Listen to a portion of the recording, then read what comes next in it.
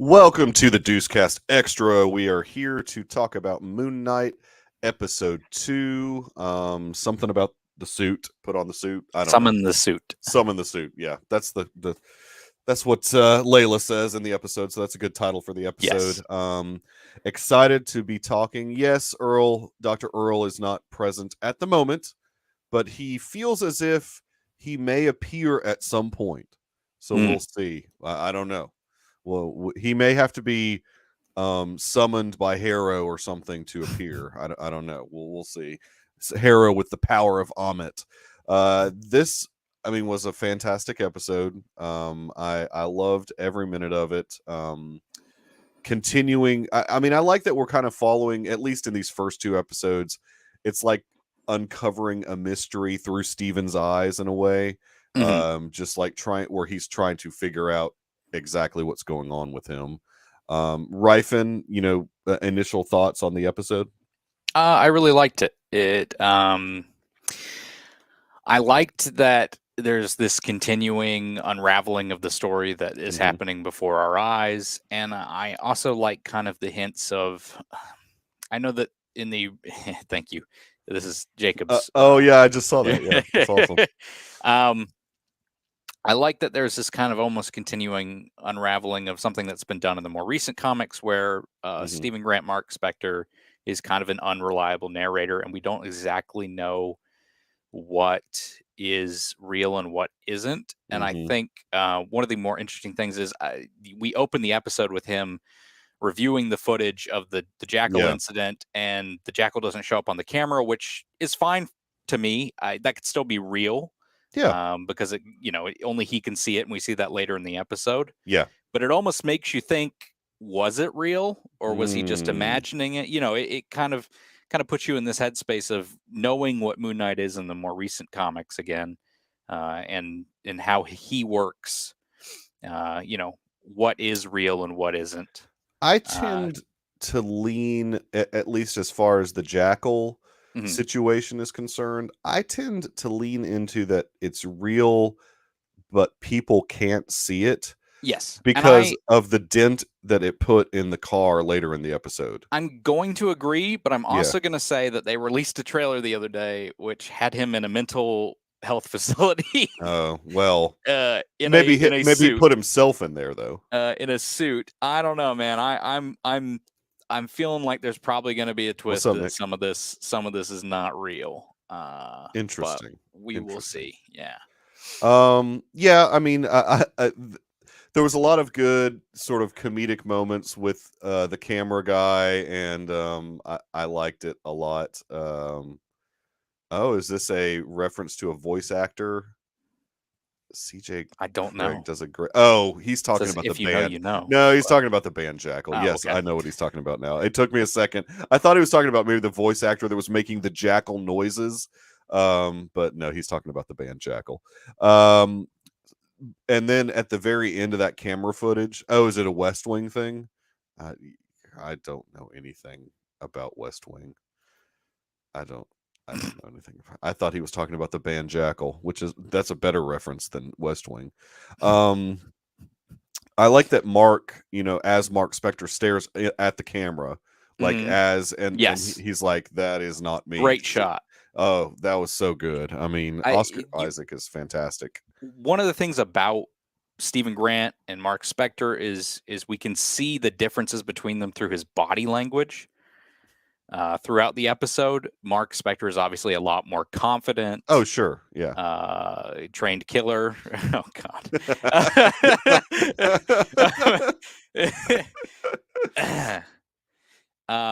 And Stephen, as we'll kind of get later in the episode, feels like almost, in DID, as a medical thing, is usually formed through trauma as a kid. It feels like almost he's taken on Layla's personality in a way, and some of the things she likes into Stephen Grant's identity. Yeah. Because he mentions the poetry he likes. He's a lot more softer character. Right. You know what I'm saying? A more gentle character. Not Not that he's not tough, and I think we'll see more toughness from him going forward. Mm-hmm.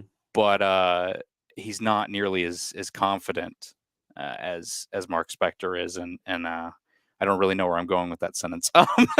No, I think you're right. I mean, I'm kind of exploring the characters as we're going along and talking in my head. It's a really interesting dynamic. Rhett, I think that you know why Earl is not here. It's a Tuesday night. You know why Earl's not here, Rhett. Wow. Yeah, we're gonna throw that in, we're gonna throw Earl under the bus a lot before he gets here. So the thing that he has these keys. He gets fired from his job, first of all. Yes, and they take away his. Why do they have to take away his name tag? He can't have anything. No semblance of showing that he's employed. It's his name. I know. He can't have his Stephen with a V. Yeah. So he goes to this storage number 43. There's a Werewolf by Night QR code that if you scan the screen, you get Werewolf by Night number 33. Yeah, exactly, Roth. It's museum property. The name tag's museum property to throw away. Exactly. It'll just, unless there's another one named Steven that they can give the I've worked for jobs to. that have given me T-shirts before. They didn't ask for it back. Yeah. Well, I mean, he thinks it's his name. That's all that matters. Even if it isn't his name, he thinks it's his name at the job. It's his name at the job. Exactly. No, Stephen with a V, not a PH. Stephen with a V. Do you even watch Moon Knight, Rhett? So Werewolf by Night number 33 is the QR code. I'm guessing there's going to be a QR code in every episode to get a free comic. Yeah, if the trend continues, the next one would be Marvel Spotlight 28, which is kind of the basis for almost where his whatever you call it, his number one, his main series eventually happens. It introduces a bunch of the characters that eventually show up in there. Marvel Spotlight 29 would be next, and then he does a crossover with the Defenders. And if you were to go in, it's a 4-issue event. So if we were to do this over 6 episodes, they either just give you 2 of those issues, or maybe they give you 2 issues in the last 2 episodes. That'd be kind of cool. Or maybe, they could. Maybe I'm overthinking this, and it's just going to be and it's not like they're. And all it is a link to read it. It's not like you get to own it at that point. But no. I mean, maybe they're going to allow you to read that 4 episode series. I mean, that'd be pretty cool. That you have in your omnibus, I'm guessing. I read it, Rhett. I read it. Yeah, exactly. 1776. What? No, I don't know what he's talking about. So he gets freaked out. I mean, a lot of stuff is revealed to him in that storage unit. He finds all of Mark's. It basically looks like a hideout that Mark has in London. Yeah, it looks like he lived in a storage facility at one point, basically, and because he had a cot there, and he had all of his. Not that I'm aware of. Not that I'm aware of, Nate. I don't think I've seen one. There was one in the first episode and one in this episode that I saw. So yeah, he had the cot, and then he had the bag full of passports, money. I mean, all kinds. You see his former life as a mercenary, kind of displayed in that storage locker, or the whatever. Oh, okay. So you're saying former life. So are you saying that Mark is no longer a mercenary? Is that a spoiler? I think I just applied comic Mark to the show Mark. So sorry about that. No, it's okay. I don't know. That's tough. I don't know where Mark is in this show right now. That's a fair point. In the comics, he is not really a mercenary anymore, because Mark is not really the main identity most of the time. Mark's kind of suppressed because he's the mercenary character. Well, I mean, later in this episode, not to jump ahead, I mean, he does, when he's talking to Steven, Steven's trapped on the other side, and Mark is talking to Steven, he does mention the fact that being Khonshu's avatar, a lot of blood was spilled in the past.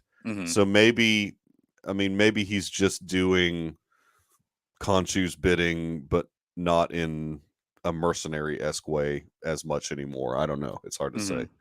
Well, I would say Moon Knight is the closest to Mark to me. This is interesting. So this is 2 people. We've got Nate and Coach saying that the inverse of the QR code from the first episode is also first appearance of Blade. Really? Interesting. I'll have to. Very interesting, because I don't know that. I haven't confirmed that myself, but I also do know that there are. I think if you like Blade, you may be happy with something that might happen with Moon Knight eventually. But yeah, of course. Yeah. Well, I mean, we already had mentioned that they're in that team together. Yeah, Midnight Suns. Yeah, Midnight Suns. So, so Fetmatic is thinking that Mark is actually the main guy in this show, and not Steven.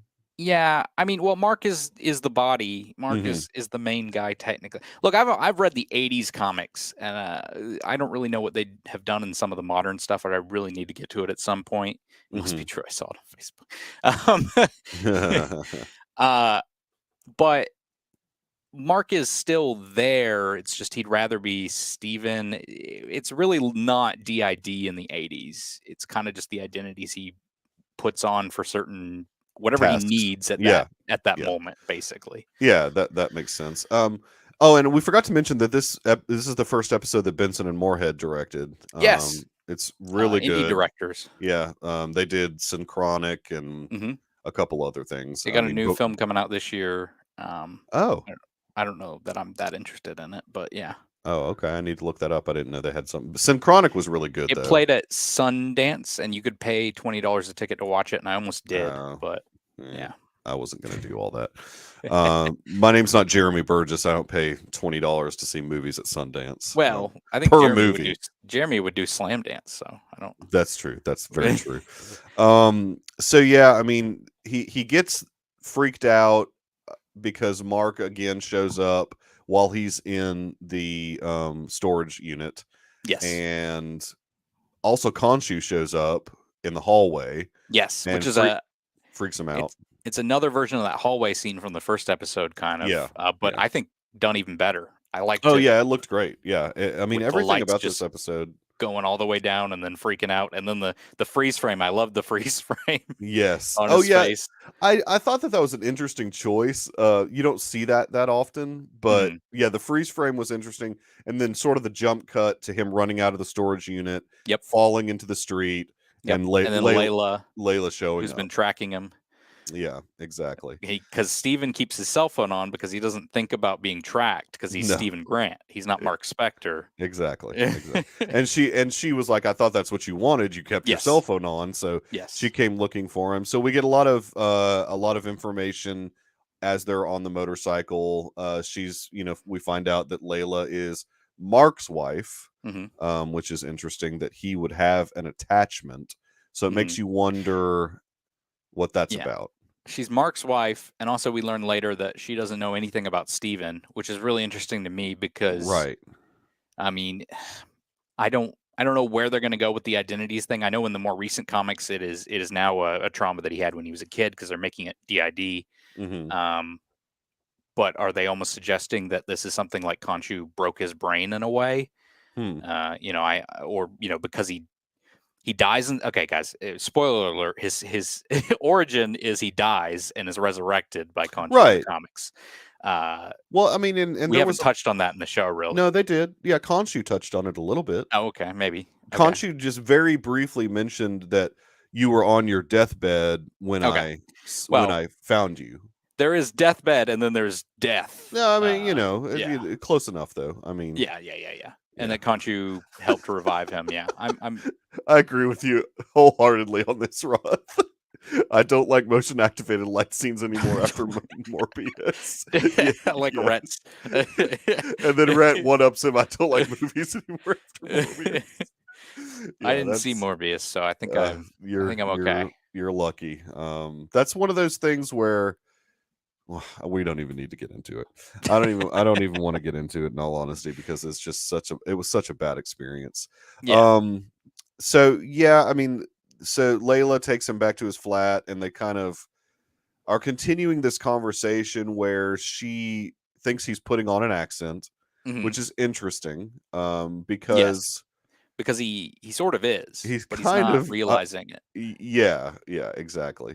And that's I've seen some complaints about his accent online, but I don't think people realize it's supposed to be off. It's supposed to be slightly off. It's not supposed to be. If you don't think Oscar Isaac could do a really good British accent, I don't know what to tell some of these people online. He's a really, really good actor. Yeah, I think that although I'll say this, it is more difficult for an American to pull off a good British accent. I'm pretty confident than a Brit to put on a good American accent. But also, I think we need to remember it is supposed to be a little bit off. That's right. Everything's supposed to be a little bit off. Yeah. No, this is I didn't watch a movie for a week after Morbius because I was in shock. It was PTSD. It was horrible. But so in a way, it is a bit of a ruse. Well, I don't think he's intentionally having a bad British accent, or is he? I don't know. It's hard to know. No, I think it's slightly off on purpose. Yeah. Okay. Yeah. Yeah. This is true, Nate. This is true. That's why I specifically said Brits. I didn't say Aussies. I said Brits are able to, for some reason, pull off the American accent. Although Benedict Cumberbatch, I was about to say, you should listen to Brits talking about Benedict Cumberbatch's American accent. I've never had a huge issue with it, but they hate it. He struggles. He struggles. Yes, we are all a little off around here, for sure. But she finds the scarab and is pretty offended by, in her mind, the thought that he went off on his own for all the glory for himself. Yeah. Which is putting on this ruse to, scare her off scare her off. Which that doesn't seem like a very healthy relationship if she thinks that Mark's capable of doing all of those things. Yeah, I want to know how long they've been married. It's like it makes you wonder. I'm hoping we do get more details about like that whole thing, because I think a lot of maybe what Mark is doing is trying to protect her to keep her from becoming Khonshu's avatar. Well, and Khonshu says that, but I think there's also maybe something more interesting happening here. And let me just pitch this. Yeah. One of the things they said was a big inspiration for this show was Memento. And when I watched the pilot, I went, okay, well, that's the a little bit of unreliable narrator, and also the sense that we didn't see some of these things happening in the episode, and he doesn't know everything that's going on. Right. But also a big part of Memento is all of the people using Leonard Shelby's character in the film. Mm-hmm. And I'm starting to wonder if Layla is maybe not the best person, and Khonshu is maybe not the best person, even as a god.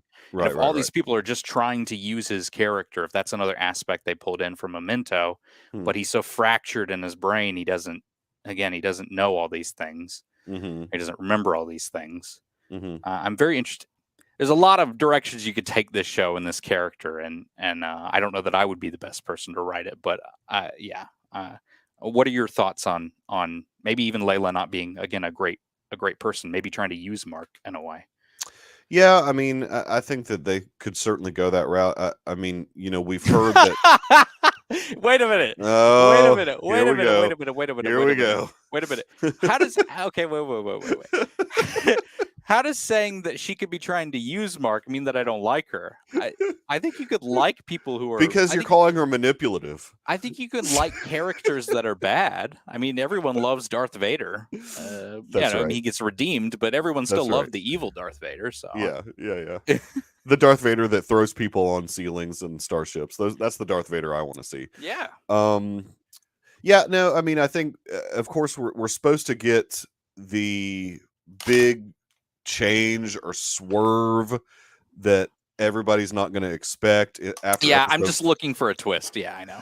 So, I mean, there could be something along those lines, like are all these people being dishonest? And here's the irony of that: is the only person that's being honest then is Harrow in this case. And Harrow is very honest. I do think he is a very, very honest character. He's still a terrible person, committing acts that should not be committed.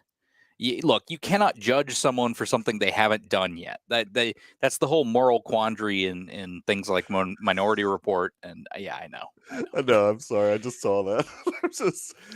That's an evolved take, by the way. You should have heard his take a couple years ago. So. Oh wow, dang. No. We don't need to go. But I can explain what that means later. You're saying you think Harrow is one of those villains that is like a Sith, in other words, that they speak in truth. I mean, they're not going to lie necessarily, or even Thanos in the Marvel sense, where I mean, he believes in what he believes in. It's still terrible to do those things, even if you think it's right to do. So you don't think that he was trying to manipulate Steven in that really good conversation? Oh, he's that they had at the table trying to manipulate him. The one thing that he said though is that Khonshu is not to be trusted, and trust him, he knows because he was Khonshu's first avatar. I mean, so he's mentioning all of these things. That's right. Sorry, Nick. Apparently, we're going into some Star Wars talk this evening. Sorry about that. Yeah. I do think he was Khonshu's former avatar. Because he knows so much about Khonshu, obviously. But is he telling the truth about Khonshu, though?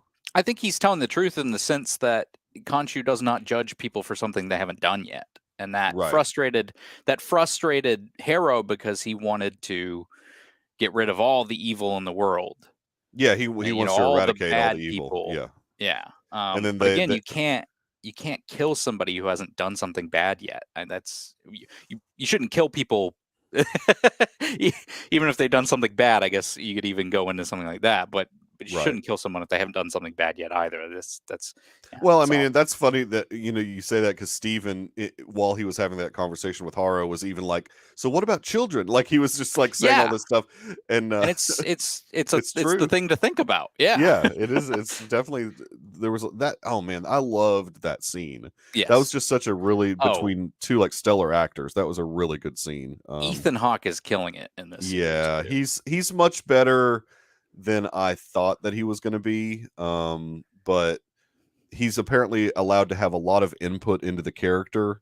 And so I think it's working well for him, because he's more involved, or I guess he's more invested in the role because they're letting him, have more input into the character. Yeah.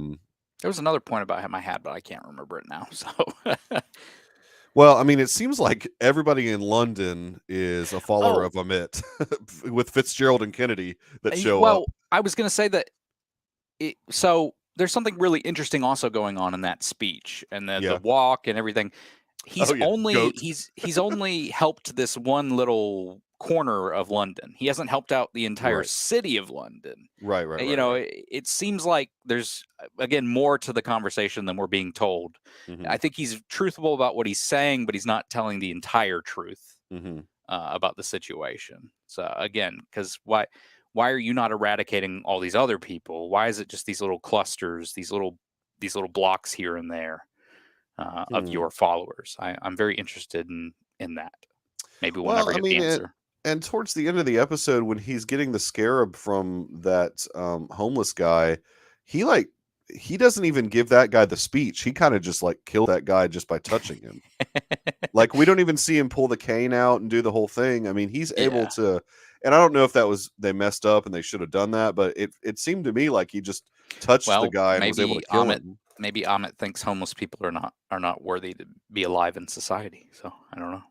Or as an avatar of Amit, maybe he has some powers that she allows him to have, or whatever. I don't know.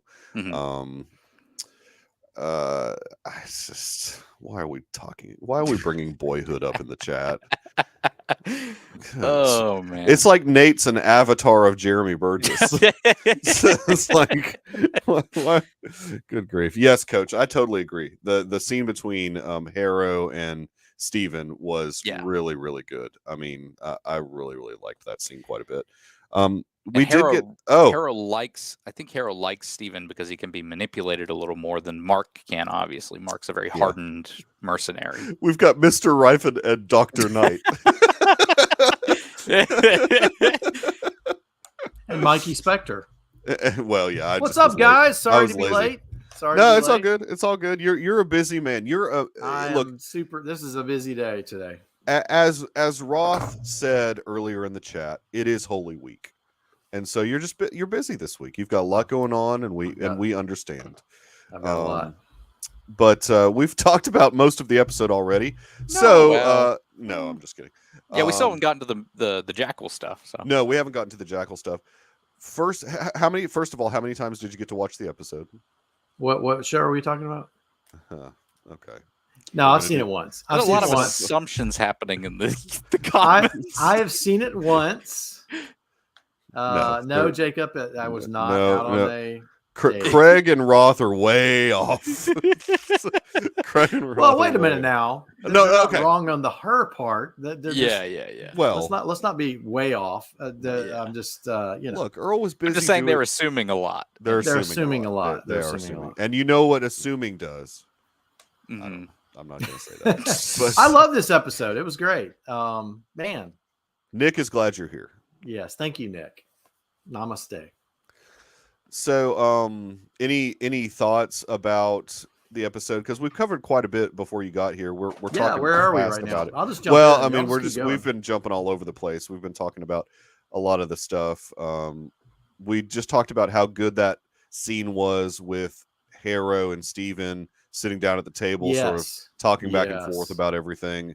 Harrow kind of, in my mind, I thought that he was kind of manipulating Steven to think that Khonshu is not to be trusted.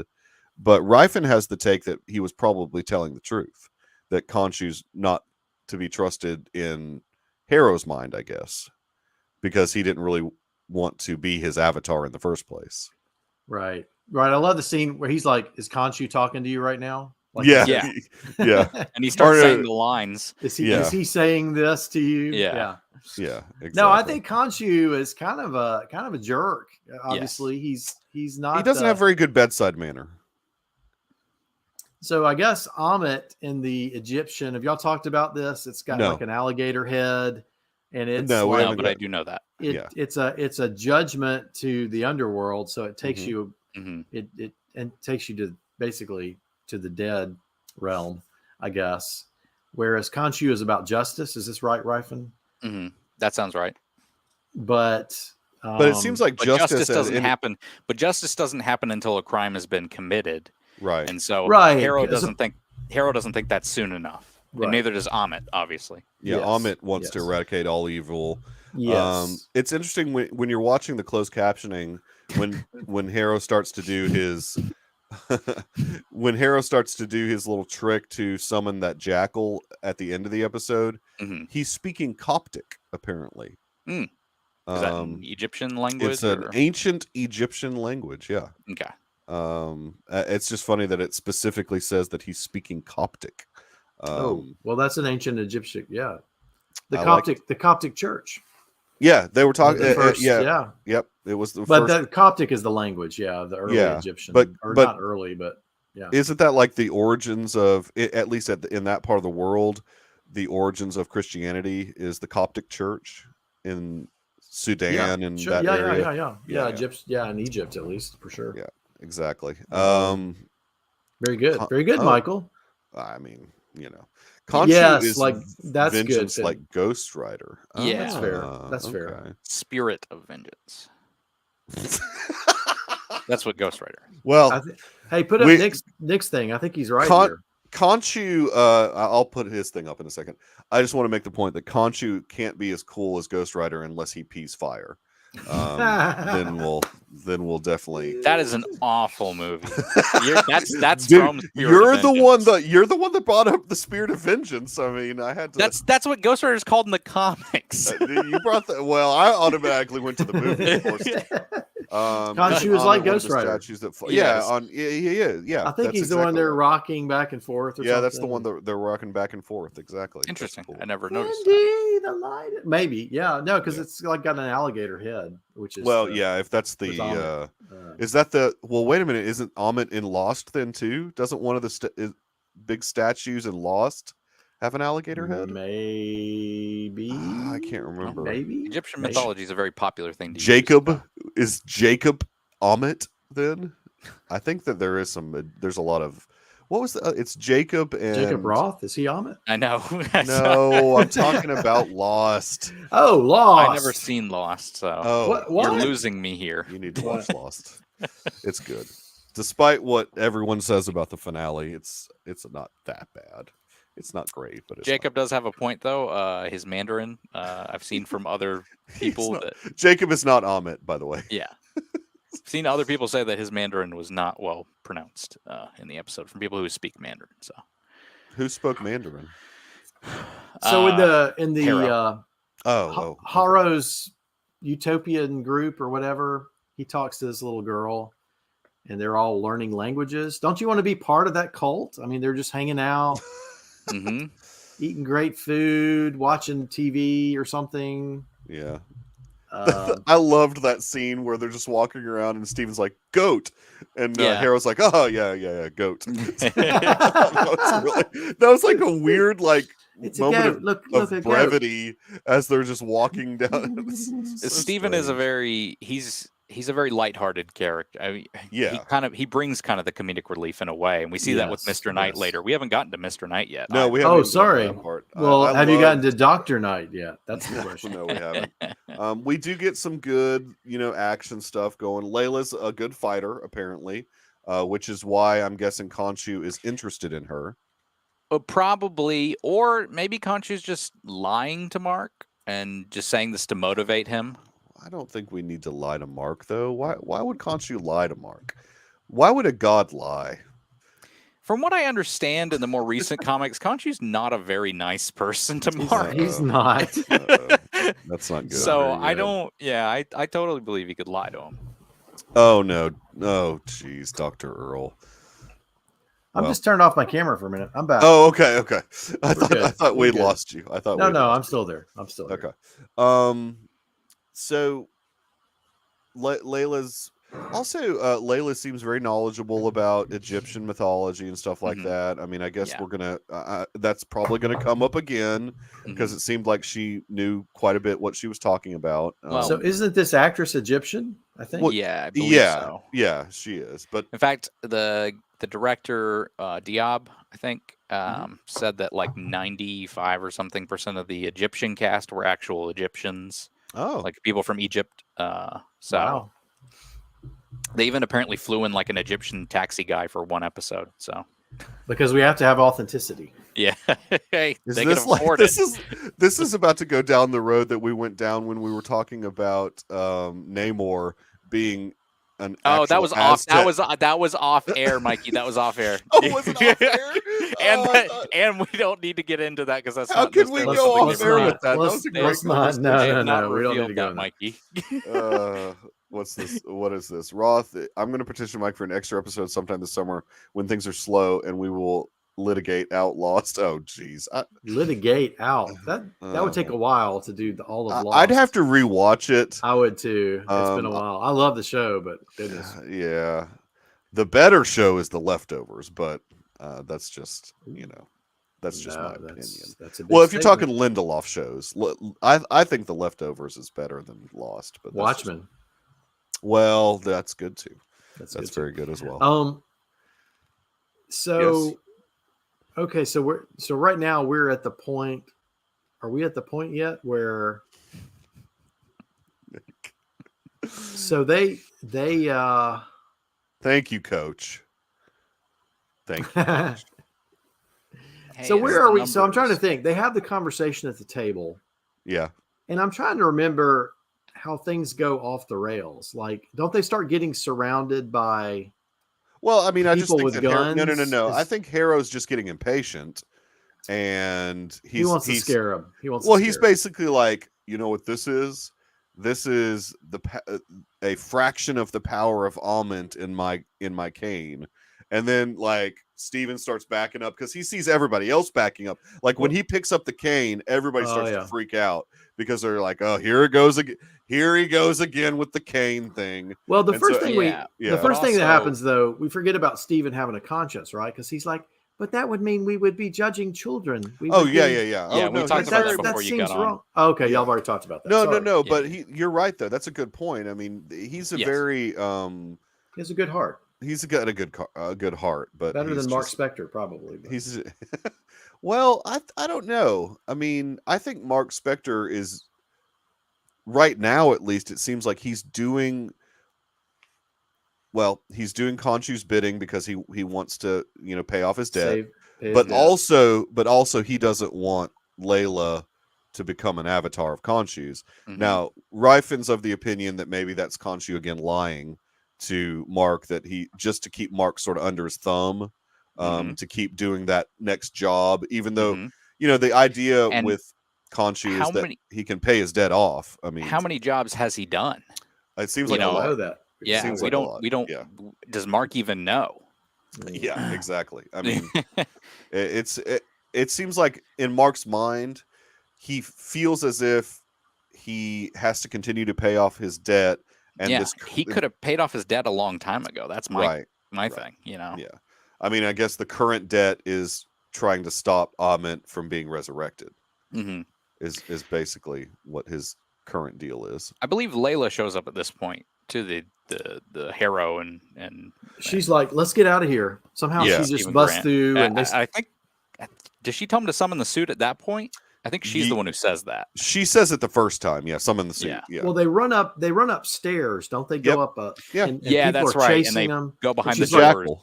And she's like, summon the suit, Yes. And he's like, what are you talking about? And Mark's he's in a glass thing. Give me the body or whatever. Yeah. Yeah. So very similar to the end of the first episode. That does beg the question, like, how does Steven... Is it like a reflex that he summons the suit somehow? I mean, how does he even know? He didn't summon the suit. He summoned the Mr. Knight suit. He summoned a suit. He summoned a suit. The suit.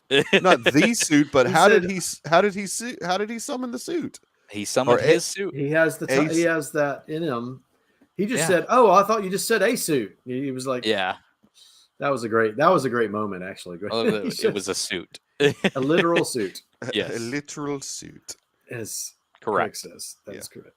But did it not give him a bit of power though? Because that punch that he did to that jackal. No, I mean he bends that little piece of the car he touches. Yeah. I mean he has the powers in the Mr. Knight suit. Yeah. For him, Mr. Knight is going to be his Moon Knight identity, basically. Whereas Mark is going to be Moon Knight when he summons the suit. The classic. Now, in the comics, this is not the way this is. No. Mr. Knight and Moon Knight are just two different identities for the same character. Gotcha. The superhero identities. Mr. Knight is he's a lot more serious a character than Moon Knight, actually. Mm-hmm. Funny enough. He's like a hard-boiled detective. He's not character. That was a great scene. The two gold batons. That was awesome. And that's great. What are these? These are fun. That's great to me because at least in Moon Knight in the comics, he's got the two truncheons. I think that's how you pronounce those. Which are like instruments he uses all the time in fights, and we haven't really seen him pull those out as Moon Knight in the show yet. He just uses the crescent darts so far, which are batarangs. But anyway. Wait a minute. Batarangs. What is this? What is this silliness? Mr. Knight is Michael, and he's the partner of Kit. Like, and you can give. Then who's so? Does that make Haro Garth? That's the evil. We're talking about Knight Rider here, baby. Yeah, exactly. Yeah, so they made Mr. Knight, and they made Stephen Grant much more sillier characters, but I'm fine with that in the confines of the show, because the shows and the movies are never direct adaptations. You'd be very surprised how different characters like even Tony Stark are from the comic book versions to their movie counterparts. But I really, really like what they've done with these characters. I like that Steven has his own superhero character, and I actually am willing to bet that superhero character becomes tougher and more serious for Steven over the course of his character arc in the MCU. What? Dude, don't. Hey, some people haven't seen that yet. Yeah, I haven't seen it. It'd be good if you wouldn't give away all the spoilers. Rhett, you've gotten Dr. Earl upset. Yeah, don't look spoilers. What you've done, Rhett. You've got to come in fresh. It's coming into my theater this Friday, so yeah, y'all need to look. Everybody, just ignore that comment. If you guys want to report Rhett, I won't stop you. But I'm getting so fired up. To your point though about Steven kind of being a more lighthearted character, I think that now we're going to maybe see a darker side of him, just in the sense that he's frustrated with being trapped on the other side. Yeah, and maybe we'll get to see a maybe we'll get to see a like a part of Steven where he is not really happy-go-lucky anymore, I guess. Because I feel like he'll never lose that spirit of the character. I hope not. Because I feel like that's going to make him the distinct identity in that sense. Right. You have to keep Mark being the very confident mercenary. You have to keep Steven being kind of the happy-go-lucky character, but yeah, he'll be a little hardened at times because of the events of all the things he's going to learn about himself. The fact that he's a mercenary is going to, I think, bother him for sure as well. He has, in the comics, he's got a pretty terrible past in terms of the things that he's done. Yeah. And again, his origin, it seems like he does here too. I mean, are you talking about Mark? Yeah. Well, we're definitely getting his backstory this week, don't you think? Or maybe in the next couple of weeks. I wonder. I mean, we got to do an episode but I mean, that's going to eat up a whole episode. Do we have to? I don't think we do. I think his comment in this episode almost is enough. That's good. His comment in this episode is almost enough to me, where he's just like, I've a lot of blood on my hands, just a lot of blood. And his origin in the comics is basically him turning on this group of mercenaries that he was working with in Egypt to save Marlene, and that's Layla in the comics, basically. And he's killed in front of the statue, right? Yes, he's killed in front of the statue of Khonshu. And he brings them back to life. Spoiler alert, we just ruined the rest of the shows for y'all. I actually said that. Earl, I actually did that earlier. We just told you the rest of the story. No, I'm just kidding. I did say spoiler alert, he dies in the comics. Yeah. But he's resurrected. He then goes out and enacts vengeance on Bushman, who's the guy who kills him initially. And Bushman becomes a big figure in the comics that's like a big Moon Knight villain, recurring villain. Is Bushman Australian by chance? I don't know. I don't think we're going to have a character called Bushman on this show. His face is like completely tattooed, and it's like white with like red. I just automatically, when you said Bushman, my brain went to the Bushwhackers, the old WWF tag team that was supposed to be from Australian. It was just so stupid. They were just so dumb. Oh, they were the best. Played by Paul Hogan. No. That's not a knife. Bushman. I am the Bushman. Oh, he's got like razor sharp teeth too. I mean, he's like a really scary, not a good person. Okay. Yeah, what tell would that Nathan. Spoil? I don't think they're going to do that. I don't know that they're going to. I don't know that they're going to tell you really much about his origin. No, I don't think that Marvel they need to do their origin. We don't know. Marvel. Yeah, and I don't think they need to do an origin story at this point. I mean, we know enough that he's a mercenary, that his girlfriend is being his held. wife. His wife. You're right. Yeah. There's something with Khonshu. What is it? What did he say at the end? That well, we'll get there, I guess. Well, I mean, he said that Khonshu has his eyes on Layla, and that he wants to keep Khonshu, for an avatar, and he wants to keep Khonshu at bay, basically, from. And then Khonshu again brings that up. He's like, "Oh, what about Layla?" Or he doesn't say Layla, but I mean, what about your wife or something like that? What about your wife? What about your wife? I don't know if we're not doing very good. F. Murray Abraham. No, F. Murray Abraham's not doing very good. F. Murray Abraham. I disagree. Well, they're manipulating his voice. That is not that. The dude's in his 80s. Dude. He could have a good voice. I don't know. Obviously, Mark is a heavy drinker as well. He has a bottle of tequila. You're talking about the inn scene? Yeah. Was that tequila? I couldn't even see what the label was. It didn't matter. It looked like a tequila. I almost thought it was like honey Jack Daniels or something. But anyway, I couldn't see it. You know what? It probably was tequila. You're right. Was that Mark? It was going to be my question. I think it was. Or was it a different identity? Oh. I'm really, really wondering we're gonna get whether or not they'll bring up Jake Lockley at any point. Jake Lockley. Yeah, I'm Jake Lockley. Attorney-at-law. That dude's Australian. Jake Lockley's Australian. He's the Bushman. He's going to be. He's the cabbie driver in the comics. Probably won't be a cabbie in this. Rhett, you should listen to his voice in Rogue One. It's not as good as it used to. It's not as good, but it's still very good. It's still fine, but it's not as good. Listen, James Earl Jones, they can do some. Or like when Mark Hamill's trying to be like he's in his 30s still. And he's trying and they just say, okay, we'll just change the pitch. We'll just change we'll just do it electronically, manipulate it. Yeah, we'll just do everything electronically. We'll use Respeecher because that's not his voice. Respeecher. As much of my voice that is in podcast episodes and this, I could get respeeched at some point. There's a lot of audio. When you guys in 100 years are gone from this earth. Oh yeah, we're gonna create new Deucecast episodes using Respeecher. I know. Using Respeecher. It'll just keep going forever. Hello, Robot. How are you? We'll have like Robot. We'll be like yes. We'll be like Max Headroom. Catch the wave. Is it Respeecher that show that Tom Cruise asked the really tall guy? Yes. Never go back. That's Respeecher. Never go back. That's Respeecher 2. Never. I love the Respeecher. The Respeecher. The first Respeecher had So now I've confused myself, but it had oh dang it, what's his name? Are we talking about Jack Reacher? Yeah, Jack Reacher. Who was the villain in Jack Reacher? I don't remember. Werner Herzog. Werner Herzog. Really? They had Werner Herzog as the villain. That's the only reason to watch that. No, that's absolutely what Dave would say in a Respeecher version of Dave. Anyway. Episode 5000 is just 109 episodes away.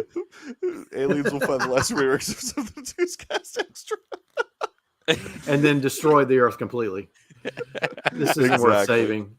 No, this is not worth what saving. Is this crap? This is obviously anyway. What is that line that they say in Spaceballs at the very end with the Planet of the Apes line? Oh, I can't remember. It's like F me, they did it again or something like that. Or I can't remember exactly what they said. Oh, dude. Oh, yes, that'd be even better. CTI. Oh my gosh, I don't even burn it down to this picture. They're gonna listen. So we're kind of getting off the topic here. So yeah, well, that's because we've talked about everything in the episode. So you don't think that that's Mark drinking in Egypt? I'm not saying it's. We just don't know for sure. I'm not saying it's not Mark. I'm saying we should leave it open to the possibility of there maybe being more identities. Whoa. Oh, yeah, this is a family-friendly show, Mikey. Mikey. It's okay. That's the line they said in Spaceballs. He's just quoting the line. Oh, he's quoting Spaceballs. Okay. So one of my favorite lines is when he was Mr. Knight, and and then Mark, I guess, was in a mirror or something. He goes, "Hey, nice punch," because just like a real fast little throwaway line from some window or mirror or something. Because it's decided we're recording for 2 hours tonight, guys. It's decided. We're gonna save you, Jacob, from seeing a Bay movie. No, that movie's gonna be awesome. Bay, yeah. Hey, Ambulance is awesome. Come on, it's getting good reviews. Come on, Dr. Knight. Unlike that terrible 6 Underground. Dude, that was so bad. 6 Underground was really bad. You guys nominated it for like best action film the year it came. I mean, it is brain candy, but it was a bad movie. I mean, but it just. Wait, you nominated it? What happened? A couple years ago. I mean, yeah. It was a couple years ago. Okay, so, episode are we done with this show? Are we done? I guess we all discussed it all. So episode 3 is another. Is it another Benson and Moorhead episode? No, it's Mohammed Diab. They do episode 4, and that's it, and he does the rest of the show. Oh, okay. So it's Diab. Okay. Let's see if IMDb has any spoilers. Oh, it does. I forgot about this guy. The French guy that died. Duchamp. Remember the guy that died? Jean-Paul Duchamp. Oh no! No, remember? Oh, you're talking about Midnight Man. Yeah. Okay. So don't get hyped up about Midnight Man. Well, I mean, the guy unfortunately died in a ski accident. I don't know that much about what happens in the rest of the show, but from what I understand, his part is very small, very small. And that was already to begin with. That was not a death thing. All right. IMDb has got me really confused. Michael, don't let it. If you read comics with Midnight Man, he shows up for one comic and he's like this mastermind who Moon Knight can't figure out, and then Moon Knight beats him at the end of the first comic, and then after that he gets turned into like a pawn and is a disfigured character, and his character really doesn't matter that much. He's just an art thief in the comic, basically. So not that IMDb is to be trusted at all. And that's, I do want to say that like before I read what I'm about. Michael. Yeah, what are we doing here? It's not going to be spoilers. Okay. Well, but they may mess it up. No, they won't. So there's a new character named Wendy Spector. So is that Mark's sister? So in my 80s run, Wendy does not exist. Okay. So she could be. So that there's a Wendy Spector, and then this actor could also be his mom.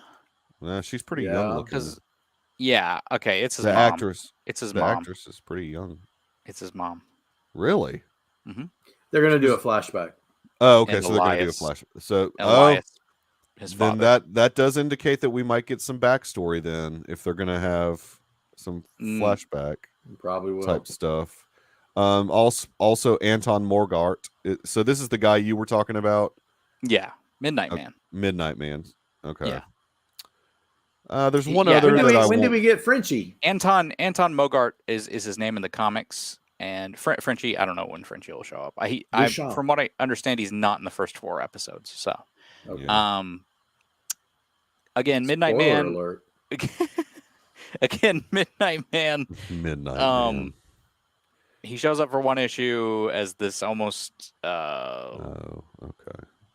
Whatever the Phantom. He's the Ralph Boner of this. He's almost like the Phantom. The Phantom in Pink Panther. Where he steals all these things. Oh yeah, he's a jewel thief type guy. Yeah. And then he gets caught. On his own hubris, he thinks that he can take on Moon Knight himself, and he literally has Moon Knight go somewhere, and then gets arrested. I need John Rhys Davies to show up. Indy. Yes, Sala. We need Sala to show up. We need Sala to show up. There's one other character that they mentioned. We mentioned we're in Egypt now because we're pretty clearly at the very we did. Definitely in Egypt. I mentioned it for. I saw pyramids. So there was pyramids. We're in Egypt, and now we turn it back over to Mohammed Diab because he can tell us. He's the one who can direct us.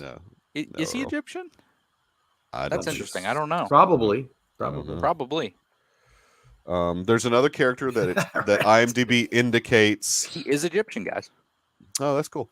There is another character that I won't mention because that would be a spoiler if I mentioned the character that IMDb says. Looking at IMDb. Stop looking that stuff up, Mikey. Just let it. I just wanted to know. No, we don't need to know. Just let it. Yeah, happen. I was under the impression that was the the Luxor. It's the Luxor that we were looking at. So we're in Egypt. Okay. That's why there's a jewel thief there. Minute Man. What's his name? Midnight Man. Method Man. What is this? RZA. You mean RZA? RZA, baby. Now he's acting like he knows who RZA is. It's crack-a-lackin'. I'm ready. All right, that's our indication that we need to wrap this up. Ryfin, where can people find you on the interwebs? You can find me on Twitter at GRyfin, RYFUN3. I keep almost forgetting that I changed that. Letterboxd at GRyfin, the Deucecast Discord, and obviously weekly here on the Deucecast Extra. And maybe tomorrow you can hear me somewhere else as well. Well, hello. Oh. That's right.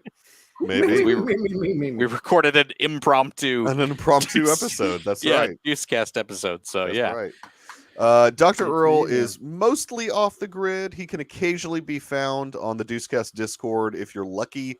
I think he was excited about Everything Everywhere All at Once and made mention of it in the Deucecast Discord. It's a great movie. Rhett would call it a masterpiece. Rhett has already seen it twice. So Rhett is a big fan of Everything Everywhere All at Once. And it's a good movie. I like it too. Directed by the Daniels, one of which is from Birmingham, Alabama. So they were shout out to Daniel Shiner. Yeah. They were originally asked to direct the first season of Loki. Yeah, I turned it down to do this movie. Wow. Wow. Yeah, he made a good point. I mean, and he was like, why would I want to play in somebody else's backyard with existing characters when I can do my own thing? And that's that's a good indie director answer to stuff. But funny, Benson and Moorhead are now doing Loki season 2. Well, so Benson and Moorhead obviously don't care about playing in other people's. No. Yeah, they don't. But other indie directors. Here's right. Well, it is a masterpiece. Is that been confirmed? Do we have confirmation in Rhett's mind for Benson and Moorhead? No, Everything Everywhere All at Once. Yeah. Sorry.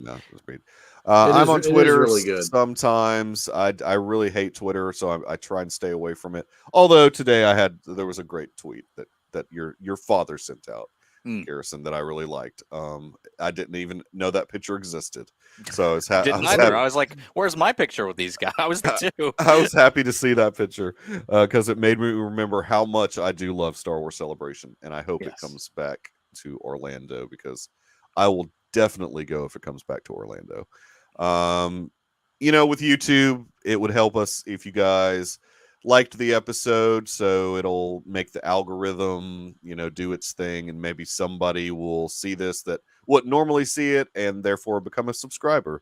So please share the episode if you can, and we will definitely be back next week to discuss programming note. I forgot to say this to both of you guys, and I hope this doesn't mess you both up.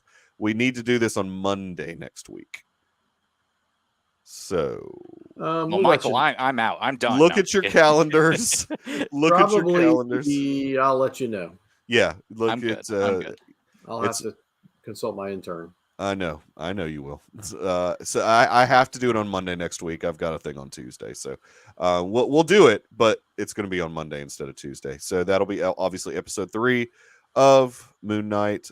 In just a few short hours, you can watch episode 3 of Moon Knight if you choose. For me, I don't do that anymore. I don't do the 2 a.m. thing anymore. So otherwise, I really appreciate you guys in the chat hanging out. It's fun, as always, to interact with the chat. It makes it fun for us to do the show. And hope everyone has a great evening.